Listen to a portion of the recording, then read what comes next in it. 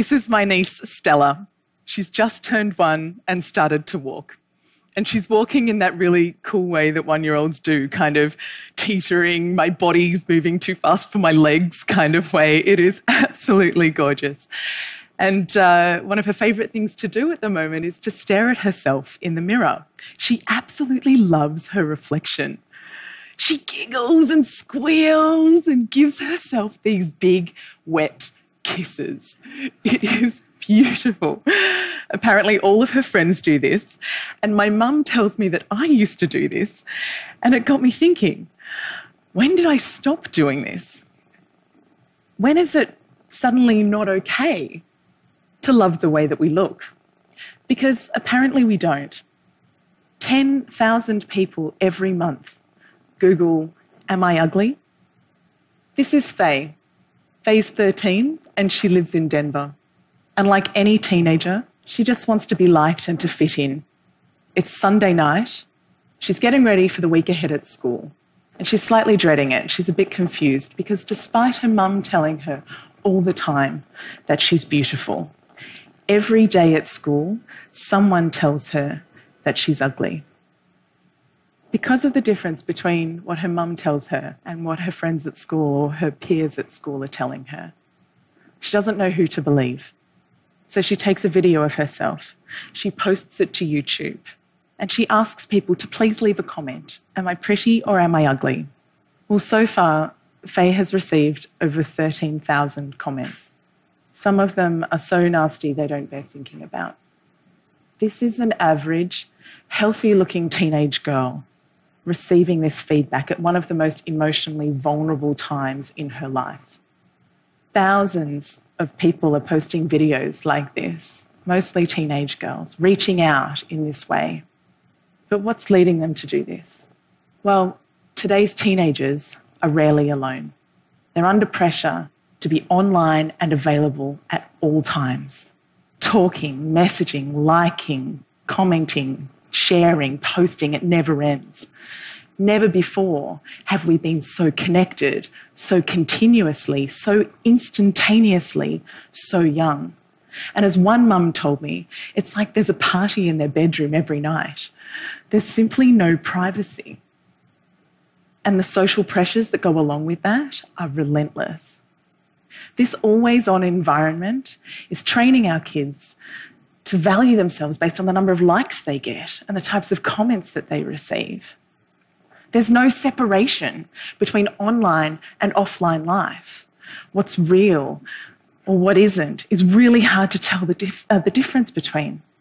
And it's also really hard to tell the difference between what's authentic and what's digitally manipulated. What's a highlight in someone's life versus what's normal in the context of every day. And where are they looking to for inspiration? Well, you can see the kinds of images that are covering the news feeds of girls today. Size 0 models still dominate our catwalks. Airbrushing is now routine. And trends like Thinspiration, Thigh Gap, Bikini Bridge and Pro-Ana. For those who don't know, Pro-Ana means pro-anorexia. These trends are teamed with the stereotyping and flagrant objectification of women in today's popular culture. It is not hard to see what girls are benchmarking themselves against. But boys are not immune to this either, aspiring to the chiseled jawlines and ripped six-packs of superhero-like sports stars and Playboy music artists. But what's the problem with all of this? Well, surely we want our kids to grow up as healthy, well-balanced individuals. But in an image-obsessed culture, we are training our kids to spend more time and mental effort on their appearance at the expense of all of the other aspects of their identities. So things like their relationships, the development of their physical abilities and their studies and so on begin to suffer. 6 out of 10 girls are now choosing not to do something because they don't think they look good enough. These are not trivial activities. These are fundamental activities to their development as humans and as contributors to society and to the workforce. 31%, nearly 1 in 3 teenagers are withdrawing from classroom debate. They're failing to engage in classroom debate because they don't want to draw attention to the way that they look. 1 in 5 are not showing up to class at all on days where they don't feel good about it. And when it comes to exams, if you don't think you look good enough, specifically if you don't think you are thin enough, you will score a lower grade point average than your peers who are not concerned with this. And this is consistent across Finland, the US, and China, and is true regardless of how much you actually weigh. So to be super clear, we're talking about the way you think you look, not how you actually look. Low body confidence is undermining academic achievement. But it's also damaging health. Teenagers with low body confidence do less physical activity, eat less fruits and vegetables, partake in more unhealthy weight control practices that can lead to eating disorders. They have lower self-esteem. They're more easily influenced by people around them, and they're at greater risk of depression. And we think it's for all of these reasons that they take more risks with things like alcohol and drug use, crash dieting, cosmetic surgery, unprotected earlier sex, and self-harm. The pursuit of the perfect body is putting pressure on our healthcare systems and costing our governments billions of dollars every year. And we don't grow out of it.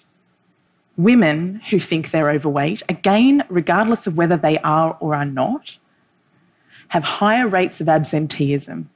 17% of women would not show up to a job interview on a day where they weren't feeling confident about the way that they look. Have a think about what this is doing to our economy. If we could overcome this, what that opportunity looks like. Unlocking this potential is in the interest of every single one of us. But how do we do that? Well, talking on its own only gets you so far. It's not enough by itself. If you actually want to make a difference, you have to do something. And we've learned there are 3 key ways. The first is we have to educate for body confidence. We have to help our teenagers develop strategies to overcome image-related pressures and build their self-esteem. Now, the good news is that there are many programs out there available to do this. The bad news is that most of them don't work. I was shocked to learn that many well-meaning programs are inadvertently actually making the situation worse. So we need to make damn sure that the programs that our kids are receiving are not only having a positive impact, but having a lasting impact as well. And the research shows that the best programs address 6 key areas. The first is the influence of family, friends, and relationships. The second is media and celebrity culture. Then how to handle teasing and bullying. The way we compete and compare with one another based on looks. Talking about appearance. Some people call this body talk or fat talk. And finally, the foundations of respecting and looking after yourself. These 6 themes are crucial starting points for anyone serious about delivering body confidence education that works. And education is critical, but tackling this problem is going to require each and every one of us to step up and be better role models for the women and girls in our own lives, challenging the status quo of how women are seen and talked about in our own circles. It is not okay that we judge the contribution of our politicians by their haircuts or the size of their breasts, or to infer that the determination or the success of an Olympian is down to her not being a looker. We need to start judging people by what they do, not what they look like. We can all start by taking responsibility for the types of pictures and comments that we post on our own social networks. We can compliment people based on their effort and their actions and not on their appearance. And let me ask you, when was the last time that you kissed a mirror? Ultimately, we need to work together as communities, as governments, and as businesses to really change this culture of ours so that our kids grow up valuing their whole selves, valuing individuality, diversity, inclusion. We need to put the people that are making a real difference on our pedestals, making a difference in the real world, giving them the airtime, because only then will we create a different world, a world where our kids are free to become the best version of themselves, where the way they think they look never holds them back from being who they are or achieving what they want in life. Think about what this might mean for someone in your life. Who have you got in mind? Is it your wife, your sister, your daughter, your niece, your friend? It could just be the woman a couple of seats away from you today. What would it mean for her if she were freed from that voice of her inner critic nagging her to have longer legs, thinner thighs, smaller stomach, shorter feet? What could it mean for her if we overcame this and unlocked her potential in that way?